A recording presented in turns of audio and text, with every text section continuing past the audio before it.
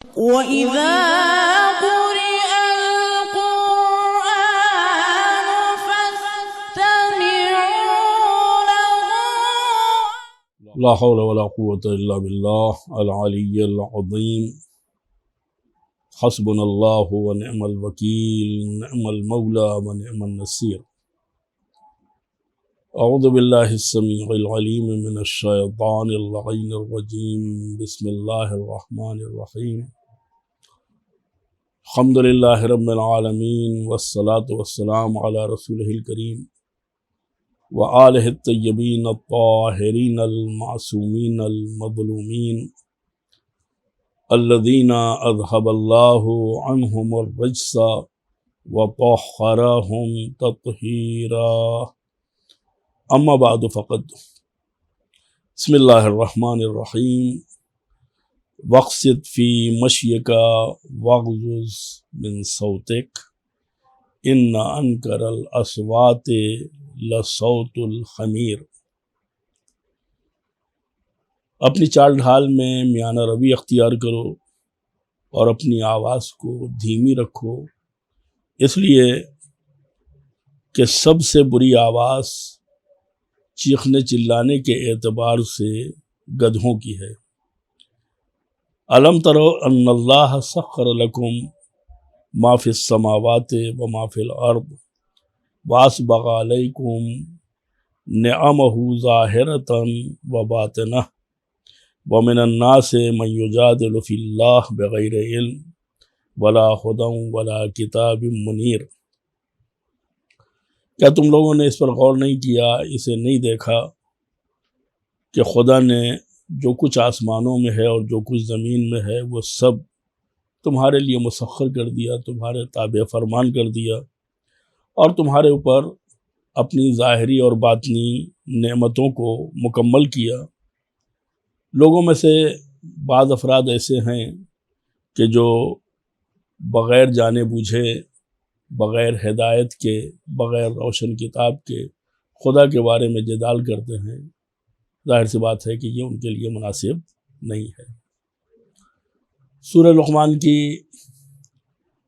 34 آیتوں میں سے آخری مرحلے میں 5واں درس اور آخری درس، جس میں ہم جناب لقمان کی ان نصیحتوں کو جو انہوں نے اپنے بیٹے کو خطاب کر کے پوری کائنات بشریت کے لیے کی ہے، اور قرآن نے اسے قیامت تک کے لیے ہمارے لیے عبرت، نصیحت اور پند و موعظہ قرار دیا ہے۔ بہت سی چیزیں ایسی ہیں جن کو ہم اپنی ذاتی زندگی میں اہمیت نہیں دیتے ہیں، لیکن اگر دیکھا جائے تو ہماری چال ڈھال سے، ہمارے اٹھنے بیٹھنے سے ہمارے ما فی الضمیر کا اندازہ ہوتا ہے۔ جناب لقمان جو خدا کے ایک نیک بندے تھے، اور انہوں نے خلافت الہیہ اس لیے قبول نہیں کی کہ اس منصب کا وہ حق ادا کرنے کے لیے اپنے آپ کو آمادہ نہیں پاتے تھے، لہذا انہوں نے خدا کی دی ہوئی حکمتوں کو 4000 انبیاء کی شاگردی اختیار کر کے لوگوں تک پھیلایا، ان کی نصیحت کا سامان فراہم کیا، ہدایت کرتے رہے، نصیحت کرتے رہے، لیکن مسئولیت اور ذمہ داری انہوں نے قبول نہیں کی۔ یہاں کے اوپر وقصد فی مشیک، چلنے میں، راستہ چلنے میں، ایک آدمی اگر واقعاً عمر رسیدہ ہوتا ہے یا سماج میں محترم ہوتا ہے، اگر وہ دوڑنے لگے تو ظاہر سی بات ہے کہ دیکھنے والوں کی نگاہ میں اس کی حیثیت کم ہو جاتی ہے۔ اس حقیقت کی طرف اشارہ کرتے ہوئے جناب لقمان فرماتے ہیں وقصد فی مشیک، چلنے میں، دوڑنے میں یا تیز چلنے میں میانہ روی اختیار کرو، نہ بہت زیادہ سست اور نہ بہت زیادہ تیز کے دوڑنے لگو۔ اور صرف اس میں نہیں، وغضض من صوتک، جب کسی سے بات کرو تو اپنی آواز دھیمی رکھو، بہت زیادہ چلا کے، بہت زیادہ زور سے گفتگو نہ کرو، اس لیے کہ بعض لوگ اتنے حساس ہوتے ہیں کہ اگر انہیں زور سے مخاطب کیا جائے، جب ان کو خطاب کیا جائے تو انہیں بہت ہی ناگوار گزرتا ہے۔ یہاں پر ایک مثال انہوں نے دی کہ ان انکر الاصوات لصوت الحمیر، تیز بولنا یہ کوئی ہنر نہیں ہے، زیادہ زور سے چلانا یہ کوئی فن کی بات نہیں ہے، بلکہ گدھا بھی تیز بولتا ہے، لہذا اس کو ہم تعریف کی نگاہ سے نہیں دیکھتے ہیں۔ یہاں پر تیز بولنے کو گدھے کی آواز اور اس کے چیخنے سے تعبیر کیا گیا ہے کہ اگر لقمان کی نصیحت کو کوئی قبول نہ کرے تو کم سے کم اس مثال کو مد نظر رکھتے ہوئے اپنے آپ کو اس مصداق سے الگ کر لے۔ الم تروا ان اللہ سخر لکم ما فی السماوات و ما فی الارض، کیا تم نے غور نہیں کیا کہ جو کچھ آسمانوں میں ہے اور جو کچھ زمین میں ہے خداوند عالم نے سب کچھ تمہارے تابع فرمان کر دیا۔ سخر لکم یعنی تمہارے فرمان کے زیر تحت، تمہارے اختیار میں۔ یہاں کے اوپر سخر لکم اس کی تعبیر میں فرق ہے۔ ایک دفعہ سواری ہمارے لیے تسخیر ہوتی ہے جو ہمارے اشارے پر چلتی ہے، ایک دفعہ آسمانوں اور زمینوں کی چیزیں ہمارے لیے مسخر ہوتی ہیں۔ اس کا مطلب یہ ہوتا ہے کہ خداوند عالم نے ان ساری چیزوں کے مفاد اور فوائد کو تمہارے لیے مخصوص کیا ہے، یعنی اس کا فائدہ تم سے متعلق کیا ہے۔ یعنی آسمان پہ جو سورج نکلتا ہے اس کی گرمی تمہیں فائدہ دیتی ہے، اس کی روشنی تمہیں فائدہ دیتی ہے، چاند، موسم، بارش، یہ تمام چیزیں اگرچہ تمہارے کہنے سے یہ سب کچھ نہیں ہوتا ہے لیکن اس کا فائدہ جو ہے وہ تمہیں حاصل ہوتا ہے۔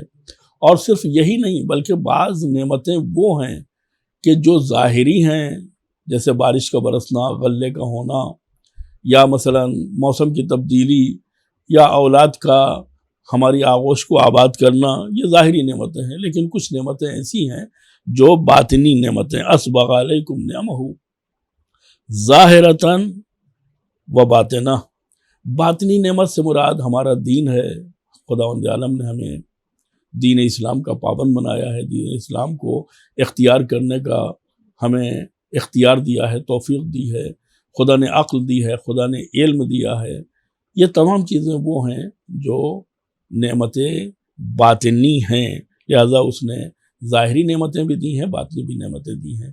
نعمتوں کا مقصد ہے کہ تم خدا کا شکر ادا کرو۔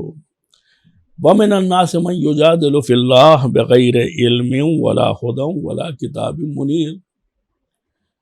ان سب چیزوں کے باوجود بھی کچھ لوگ ایسے ہیں جو خدا کے بارے میں لا علمی کی بنیاد کے اوپر، لا علمی ہوتے ہوئے، ہدایت نہ ہوتے ہوئے، روشن کتاب کی یعنی غیر موجودگی میں وہ خدا کے بارے میں جدال کرتے ہیں، بحث کرتے ہیں۔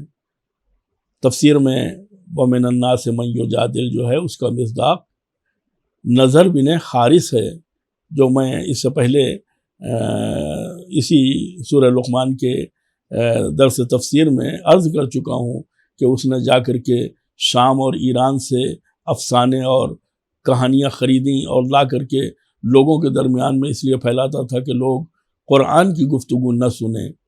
اس کے پاس نہ کوئی کتاب تھی، یعنی روشن کتاب، اور نہ ہدایت تھی، نہ علم تھا، لیکن اس کے باوجود وہ جدال کرتا تھا اور گفتگو اور بحث کرتا تھا۔ اتنا زیادہ اسے اس بات پہ عقل تھی کہ جب اس سے کہا جاتا تھا وَإِذَا قِيلَ لَهُمُ اتَّبِعُوا مَا أَنزَلَ اللَّهُ قَالُوا بَلْ نَتَّبِعُ مَا وَجَدْنَا عَلَيْهِ آبَاءَنَا، جب ان سے کہا جاتا تھا کہ اس چیز کا اتباع کرو، اس کی پیروی کرو جو کچھ خدا نے نازل کیا ہے، جو کچھ خدا نے تمہارے لیے بھیجا ہے، تو وہ جواب یہ دیتے تھے کہ ہم اپنے آباء و اجداد کے راستے کو چھوڑنے والے نہیں ہیں، ہم اسی کی پیروی کریں گے جس کی نشاندہی ہمارے آباء و اجداد کرتے آئے ہیں۔ قرآن اس سلسلے میں ہم سے بیان کرتا ہے اَوَلَوْ كَانَ الشَّيْطَانُ يَدْعُوهُمْ إِلَىٰ عَذَابِ السَّعِيرِ، یعنی وہ صرف اپنے ماں باپ اور اپنے باپ دادا کی سیرت کے اوپر چلنا چاہتے ہیں، جبکہ ممکن ہے ان کے باپ دادا اس کو شیطان کے راستے پر لے جانا چاہتے ہوں اور اسے عذاب جہنم کی طرف دعوت دے رہے ہوں، کیا پھر بھی وہ انہی کے راستے پر چلے گا؟ باپ دادا کی باتیں اگر صحیح ہوں تو ماننے میں کوئی حرج نہیں ہے۔ اسی لیے اسلام نے اندھی تقلید کو، بغیر سمجھے بوجھے کسی کی بات کو ماننے کے لیے منع کیا ہے، لیکن اگر منطق اور دلیل کے ساتھ گفتگو ہوتی ہے تو اسلام اجازت دیتا ہے کہ اپنے سے زیادہ جاننے والے کی پیروی کی جائے، اپنے سے زیادہ جاننے والے کا اتباع کیا جائے۔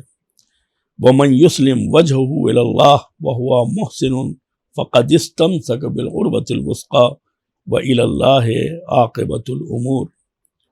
لوگوں میں کچھ افراد ایسے ہیں کہ جو اپنے سر تسلیم کو خدا کی بارگاہ میں خم کر دیتے ہیں، تسلیم کر دیتے ہیں، خدا کی طرف اپنے وجود کو روانہ کرتے ہیں اور خدا کی بارگاہ میں وہ گویا اپنے آپ کو سپرد کر دیتے ہیں۔ وہ شخص کہ جو اپنے کو خدا کے حوالے کر دے، وہ ہوا محسن اور وہ نیکوکار بھی ہو، فقد استمسک بالعروۃ الوثقیٰ، یہ وہی شخص ہے کہ جو عروۃ وثقیٰ یعنی محکم رسی اور محکم وسیلے سے ہمکنار ہوا ہے۔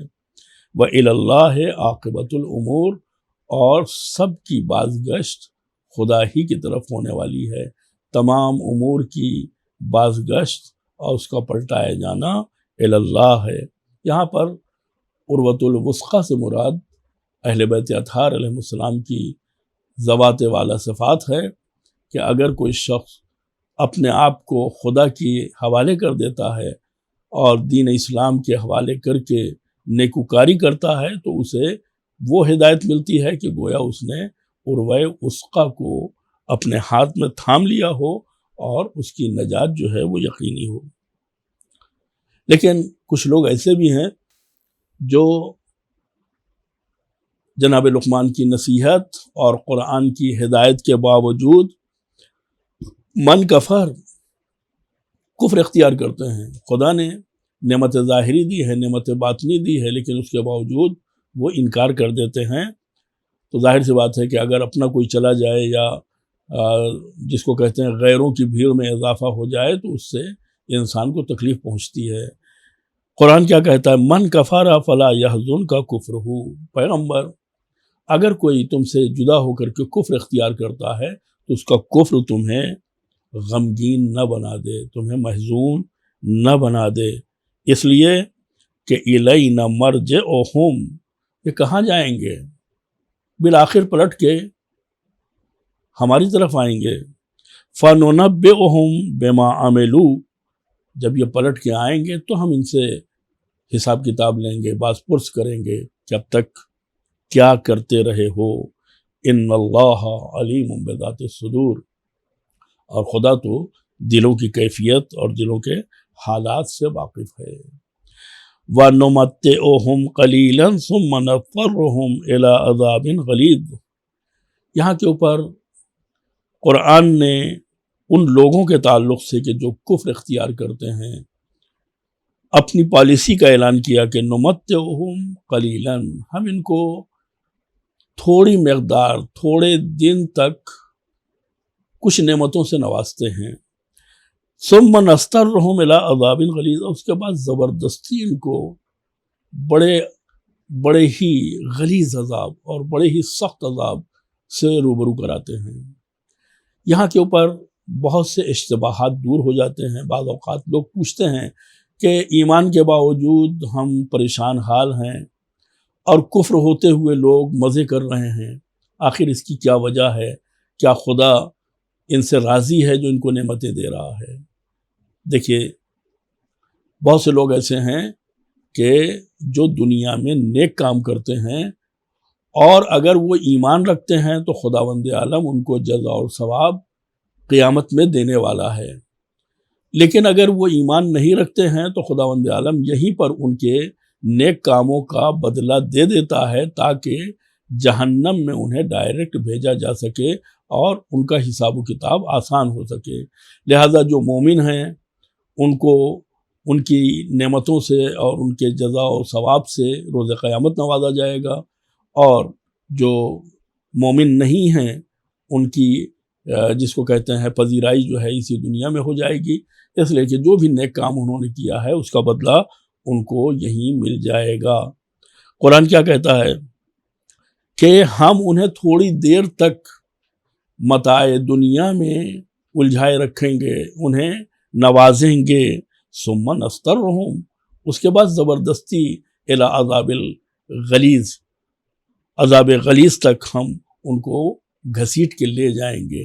لہٰذا اگر کسی غیر ایمان والے کو ہم یہاں پر خوشحال دیکھ رہے ہیں تو ہمیں پریشان ہونے کی ضرورت نہیں ہے۔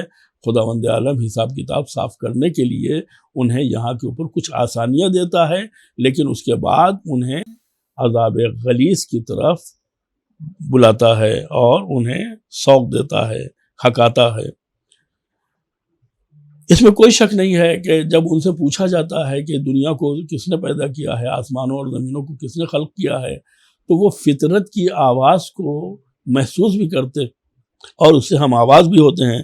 لَإِن سَأَلْتَهُم مَّنْ خَلَقَ السَّمَاوَاتِ وَالْأَرْضِ لَيَقُولَنَّ اللَّهُ، جب ان سے پوچھا جاتا ہے کہ یہ آسمانوں اور زمینوں کو کس نے پیدا کیا ہے تو وہ کہتے ہیں کہ اللہ نے۔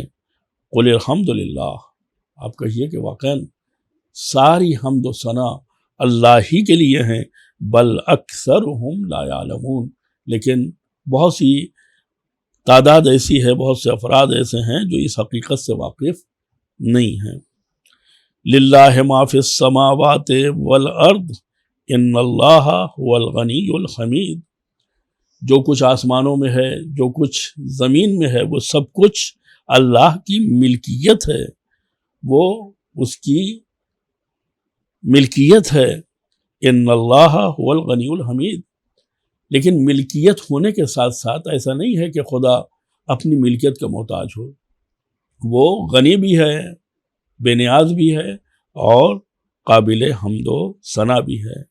خداوند عالم اپنی آیات کو ہمیں دکھاتا ہے اور ہم سے اقرار لینا چاہتا ہے، جیسا کہ اس آیت میں ارشاد ہوتا ہے وَلَوْ أَنَّ مَا فِي الْأَرْضِ من شجرة اقلام والبحر يمده من بعده سبعة أبحر ما نفدت کلمات اللہ ان اللہ عزیز حکیم۔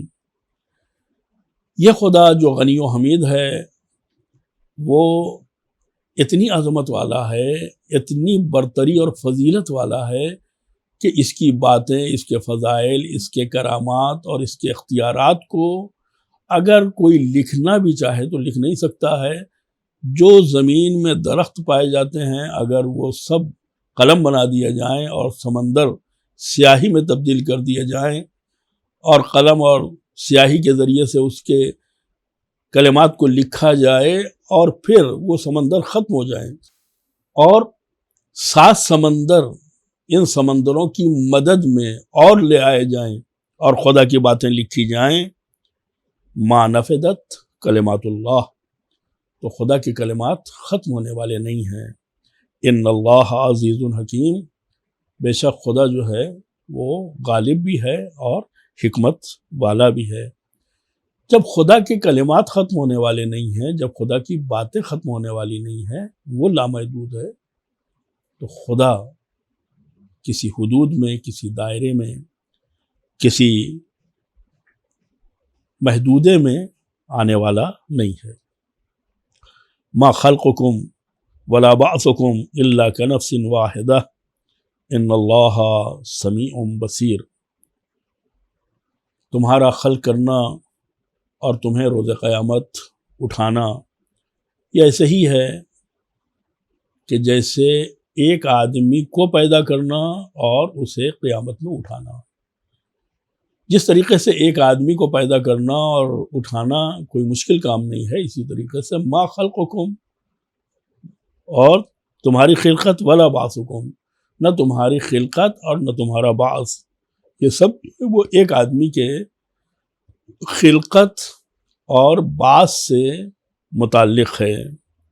کنفس واحدہ، یہ تمام مخلوقات کا پیدا کرنا اور اس کے مرنے کے بعد دوبارہ قیامت میں اٹھانا کنفس واحدہ ہے۔ ان اللہ سمیع بصیر، بے شک اللہ جو ہے وہ سننے والا بھی ہے اور دیکھنے والا بھی ہے۔ اسی کے ساتھ خدا کی آیتوں میں سے ایک آیت اور بھی ہے جس کے بارے میں قرآن اس طریقے سے عرض پرداز ہے کہ الم تر ان اللہ یولج اللیل فی النہار ویولج النہار فی اللیل وسخر الشمس والقمر کل یجری الی اجل مسمی وان اللہ بما تعملون خبیر۔ یہ دن اور رات یہ جو آتے جاتے ہیں یہ بھی خدا کی نشانیوں میں سے ایک نشانی ہے، لیکن اسی کے ساتھ ساتھ رات کا بڑھا کر کے دن میں داخل کر دینا، دن کا بڑھا کر کے رات میں داخل کر دینا، جس سے کبھی رات بڑھ جاتی ہے، کبھی دن میں اضافہ ہو جاتا ہے، اس کے گھنٹوں میں اضافہ ہو جاتا ہے۔ کہتے ہیں کہ خدا نے رات کو بڑھا کر کے دن میں داخل کیا اور اسی طریقے سے دن کو رات میں داخل کیا۔ سخر الشمس والقمر، اور سورج اور چاند کو تمہارے تابع فرمان کر دیا۔ میں اس سے پہلے عرض کر چکا ہوں کہ سورج اور چاند کا مسخر کرنا اس معنی میں نہیں ہے کہ اس نے گویا اس کا اختیار ہمارے ہاتھ میں دے دیا ہے، بلکہ اس کے فوائد، اس کے نفع اور اس کے تمام اچھے پہلو وہ ہماری ذات کے لیے ہیں اور ہم ان سے مستقل فائدہ اٹھاتے رہتے ہیں۔ کل یجری الی اجل مسمی، یہ شمس و قمر یہ اپنے ایک معین اصول کے اوپر، اپنے ایک نشانے کے اوپر چلتے رہتے ہیں۔ وَأَنَّ اللَّهَ بِمَا تَعْمَلُونَ خبیر، اور خدا جانتا ہے کہ تم کیا کرتے رہے ہو اور کیا انجام دیتے رہے ہو، اس سے باخبر ہے۔ یہ تمام چیزیں ذَلِكَ بِأَنَّ اللَّهَ هُوَ الْحَقُّ، یہ تمام چیزیں اس بات کی نشانی ہے کہ وہی ذات جو اللہ کی ہے وہی حق ہے۔ وَأَنَّ مَا يَدْعُونَ مِن دُونِهِ الْبَاطِلُ، اور اس کے علاوہ جس کو بھی دوسرے لوگ خدا کے علاوہ پکارتے ہیں وہ سب کیا ہیں؟ باطل ہیں۔ وَأَنَّ اللَّهَ هُوَ الْعَلِيُّ الْكَبِيرُ، اور بے شک اللہ جو ہے وہ بلند و بالا، اس کی شان برتر اور وہ کبریائی والا ہے، بزرگ و برتر ہے۔ الم تر ان الفلک تجری فی البحر بنعمت اللہ لیرکم من آیاتہ ان فی ذلک لآیات لکل صبار شکور۔ کیا تم نے خدا کے اس فضل میں غور و فکر نہیں کیا کہ اس نے کشتی کو تجری فی البحر، سمندر میں جاری کیا اور اسے چلایا؟ یہ اللہ کی نعمت ہے جو تمہیں دکھانے کے لیے اس نے پیدا کیا ہے۔ من آیات ہی ہے، لکڑی جس سے کشتی بنائی جاتی ہے، جب کشتی بن جاتی ہے کس طریقے سے وہ پانی کے اوپر تیرتی ہے، ڈوبتی نہیں ہے۔ یہ تمہارے سامان کے لانے لے جانے، افراد کو منتقل کرنے میں مدد دیتی ہے۔ ظاہر سی بات ہے کہ اس سے آسان، سستا اور معمولی راستہ انسانوں کے منتقل ہونے کا اور اشیاء کے منتقل ہونے کا اور کچھ نہیں ہے۔ خداوند عالم نے اس کشتی کو اور اس کی بناوٹ کو اور پانی میں اس کے چلنے کو اپنی آیتوں میں سے شمار کیا ہے۔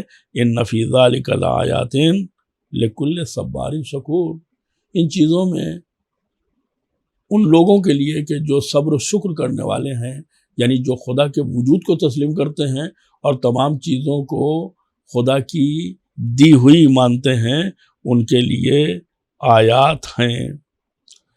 ظاہر سی بات ہے کہ اس میں ایک چیز اور بھی ہے، جب کشتی سمندر میں جاتی ہے تو کبھی کبھی حادثات کا شکار ہو جاتی ہے، بڑی بڑی موجیں اسے گھیر لیتی ہیں۔ کبھی کبھی ایسا بھی ہوتا ہے کہ جب موج اتنی بڑی آتی ہے کہ جیسے کشتی کے اوپر اس نے چھت کا کام کر لیا ہے، لوگ ڈر جاتے ہیں، خائف ہو جاتے ہیں۔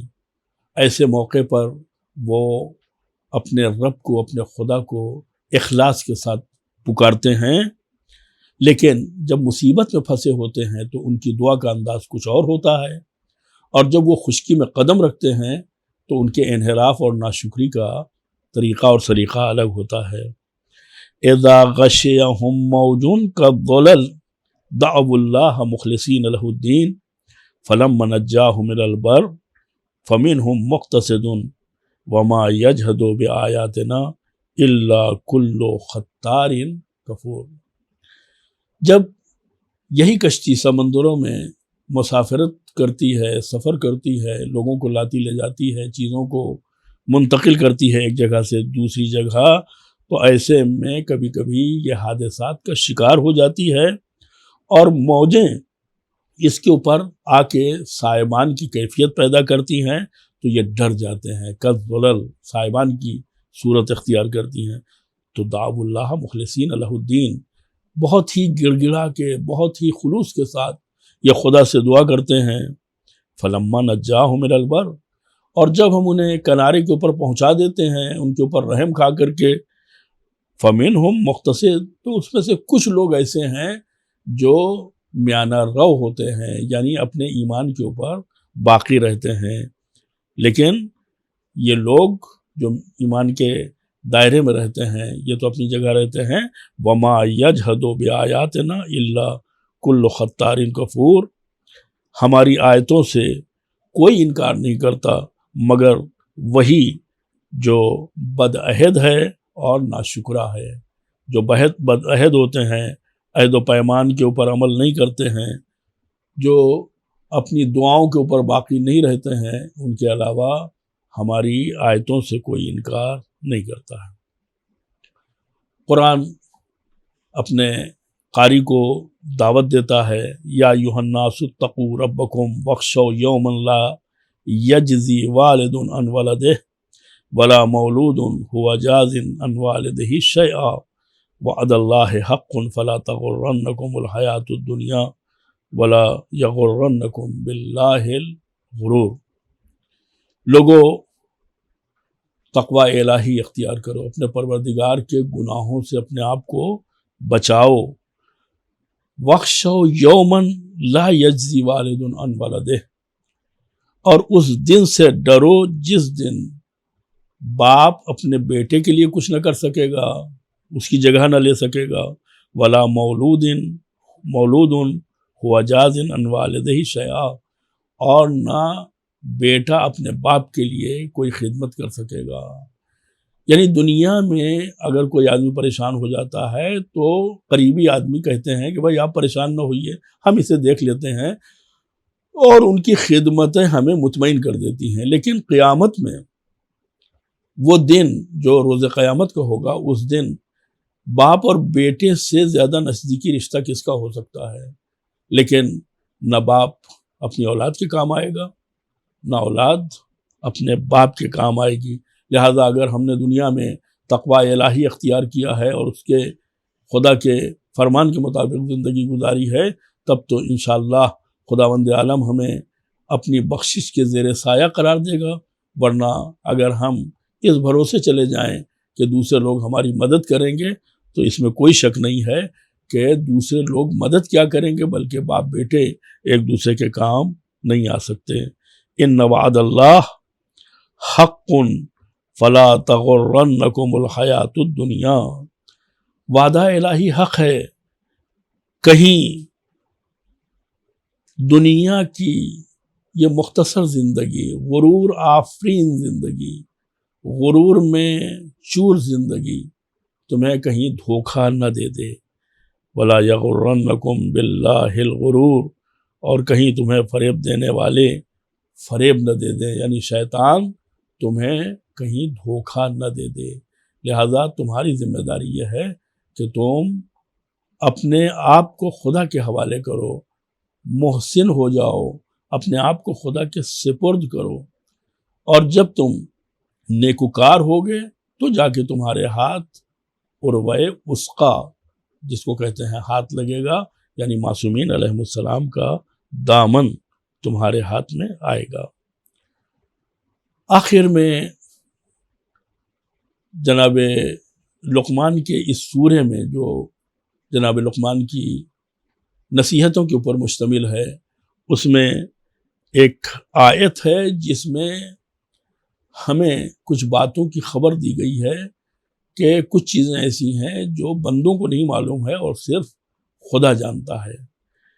مثلا ان اللہ عندہ علم الساعہ، خدا ہی کے پاس قیامت کے آنے کا علم ہے، خدا جانتا ہے کہ یہ قیامت کب آئے گی۔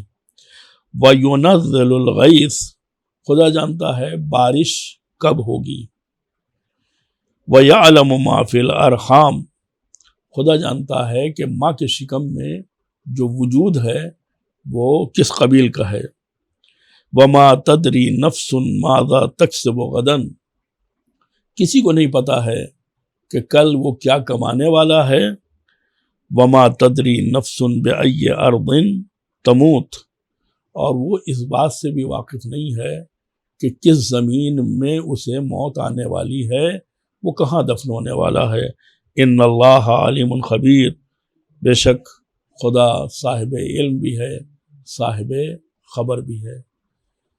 یہاں کے اوپر سورہ لقمان کی یہ آخری آیت گویا چیلنج ہے پوری انسانیت کے لیے۔ سب سے پہلی چیز یہی کہ ان اللہ عندہ علم الساعہ، خدا نے قیامت کا علم اپنے سے مخصوص کر رکھا ہے، وہی جانتا ہے۔ لوگ پوچھتے ہیں قیامت کب آئے گی، کب آئے گی؟ خدا کہتا ہے کہ ان قریب آئے گی۔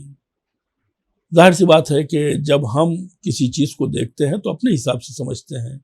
ہماری عمر چونکہ 60-70 سال سے زیادہ کی نہیں ہوتی ہے، یا بہت زیادہ 80-90 سال 100 سال اس سے زیادہ کی نہیں ہوتی ہے، لہٰذا ہم اسی میں قریب اور دور کے معاملات کو حل کرتے ہیں۔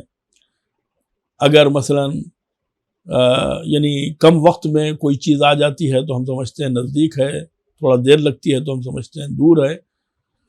لیکن جو خدا ہمیشہ سے ہے اور ہمیشہ رہے گا، اور وہ حی و قیوم ہے، اس کی ذات زندگی اور حیات سے ماورا ہے، اس کے لیے دور اور نزدیک کا کوئی مفہوم نہیں ہے، وہ سب کچھ اس کے لیے نزدیک ہے۔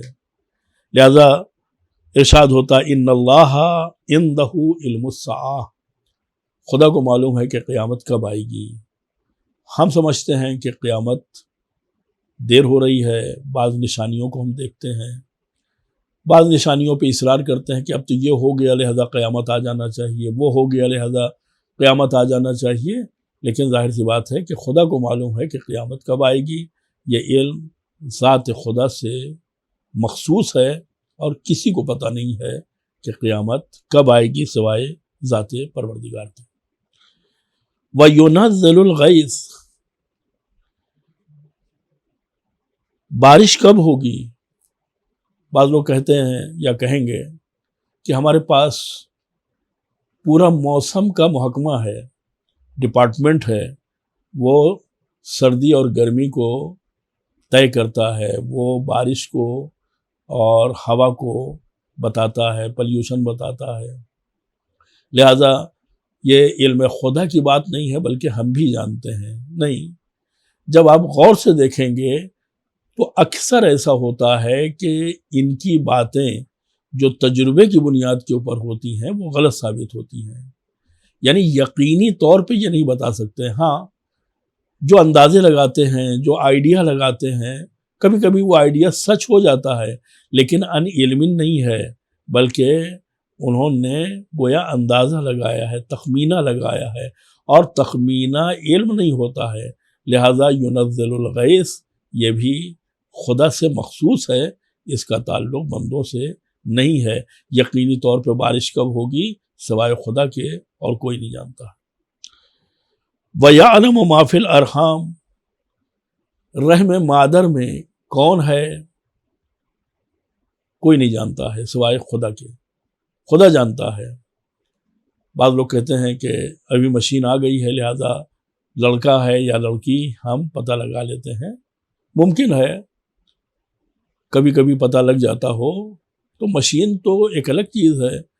تجربے کی بنیاد پر ہمارے گھر کی خواتین، ہمارے سماج اور معاشرے کی عورتیں پیٹ کی شکل و صورت دیکھ کر کے، خواتین کی رفت و آمد دیکھ کر کے اندازہ لگا لیتی ہیں۔ تو مشین کے ذریعے سے پتہ لگا لینا یا تجربے اور تخمین کے ذریعے سے پتہ لگا لینا یہ علم نہیں ہے۔ ٹھیک ہے، زیادہ سے زیادہ یہ پتہ لگا لیا کہ یہ نر ہے یا مادہ ہے، لڑکا ہے یا لڑکی ہے، لیکن خدا جانتا ہے کہ یہ شقی ہے یا سعید ہے، یہ اپنے آنے کے بعد دنیا میں اچھا کام کرے گا یا برا کام کرے گا، اپنے گھر والوں کا نام روشن کرے گا یا لوگوں کے لیے یہ باعث بدنامی بنے گا۔ خدا ساری چیزوں سے واقف ہے۔ ما فی الارحام یعنی رحم مادر میں جو یہ وجود پل رہا ہے، خدا اس کے بارے میں تمام جزیات سے واقف ہے۔ لہٰذا صرف اس بنیاد کے اوپر کہ کوئی اپنے تجربے اور تخمین سے لڑکا یا لڑکی طے کر دے اور اتفاق سے وہ صحیح بھی نکل آئے، اس کا یہ مطلب نہیں ہے کہ وہ صحیح ہے۔ وَمَا تَدْرِي نَفْسٌ مَاذَا تَكْسِبُ غَدًا، جو لوگ رزق و روزی کے سلسلے میں بہت زیادہ پریشان رہتے ہیں، ان کو دلاسا دیتے ہوئے قرآن آواز دے رہا ہے کہ تمہیں پریشان ہونے کی ضرورت نہیں ہے،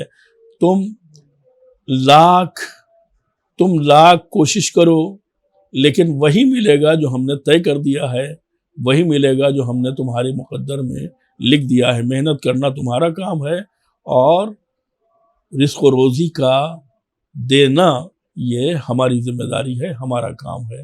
لہٰذا جب تم کو پتہ ہی نہیں ہے، آدمی سوچتا ہے کل پیمنٹ ملنے والا ہے، لیکن معلوم ہوا کہ پیمنٹ کھٹائی میں پڑ گیا، نہیں مل رہا ہے، تو جس چیز کا یقین ہوتا ہے وہ چیز نہیں ہوتی ہے۔ کبھی کبھی ایسا ہوتا ہے کہ انسان سوچ بھی نہیں سکتا اور وہاں سے اس کی مدد ہو جاتی ہے اور وہ یہ پتہ بھی نہیں لگا پاتا کہ آخر کون سے اسباب تھے جس کی وجہ سے یہ چیز ہم کو حاصل ہوئی ہے۔ لہٰذا محنت کرنا ہمارا کام ہے، ہاتھ پیر چلانا ہمارا کام ہے، بقیہ رزق و روزی کے لیے پریشان ہونا یہ ہماری ذمہ داری نہیں ہے۔ اس سلسلے کی آخری بات عرض کر کے اپنی گفتگو مکمل کرنا چاہتا ہوں کہ وَمَا تَدْرِي نَفْسٌ بِأَيِّ أَرْضٍ تَمُوتُ إِنَّ اللَّهَ عَلِيمٌ خبیر۔ کسی شخص کو یہ نہیں پتا ہے کہ وہ کہاں مرنے والا ہے، اس کی موت کہاں واقع ہونے والی ہے۔ جناب سلیمان کی بزم میں ایک شخص بیٹھا ہوا تھا، ان کا دوست چاہنے والا، ملک الموت آئے اور اسے گھور کے دیکھ رہے تھے تو اسے ہول ہوا، تو ملک الموت کے جانے کے بعد اس شخص نے پوچھا یہ کون ہے؟ کہا یہ ملک الموت تھے۔ کہا یہ ہماری طرف بار بار دیکھ رہے تھے لہذا ہمیں ہول ہو رہا ہے، ہمیں آپ ہندوستان کی کسی دور افتادہ علاقے میں ہوا کے ذریعے بھیج دیجئے تاکہ ہم ملک الموت سے بچ سکیں۔ جب وہ پہنچ گئے وہاں پر تو ملک الموت قبض روح کے لیے پہنچے اور دیکھ کے مسکرائے۔ کہا کیوں مسکرائے؟ کہا کہ میں سوچ رہا تھا کہ تمہاری روح جو ہے وہ فلاں علاقے میں قبض کرنے کے لیے کہا گیا ہے، لیکن تم تو یہاں بیٹھے ہو، آخر ایسے کیسے پہنچو گے؟ لہذا وہ شخص کہ جس نے جناب سلیمان کی مدد قبول کی، گویا اس نے ملک الموت کی مدد کی قبض روح کے سلسلے میں۔ ہمیں موت سے بھاگنے کی ضرورت نہیں ہے، بلکہ اپنے اعمال کو صحیح کر کے موت کا انتظار کرنے کی ضرورت ہے، موت کا سامنا کرنے کی ضرورت ہے۔ ہمیں چاہیے کہ ہم اس ماہ مبارک رمضان میں اپنے ایمان، اپنے عقیدے، اپنے عمل کی درستگی کے ساتھ خدا کی بارگاہ میں اپنی نجات کا خدا سے استغاثہ کریں اور اپنی نجات کے لیے دعا کریں۔ پروردگارہ تجھے واسطہ ہے محمد و آل محمد کا، امام زمانہ کے ظہور میں تعجیل فرما اور ہم سب کو اس وبا اور موذی مرض سے نجات عنایت فرما اور ماہ مبارک رمضان کی توفیقات ہمارے شامل حال فرما۔ ہمارے اس 5ویں لیکچر میں خدا کے علم کے تعلق سے بھی گفتگو کی گئی ہے کہ خدا 5 چیزوں کا جاننے والا ہے جس کا علم کسی کو بھی نہیں ہے۔ ان میں سے 3 چیزوں کا نام اگر آپ میسج کے ذریعے سے ہم تک پہنچا دیں تو سب سے پہلا آنے والا میسج جو ہے اسے ونر قرار دیا جائے گا۔ والسلام علیکم ورحمۃ اللہ وبرکاتہ۔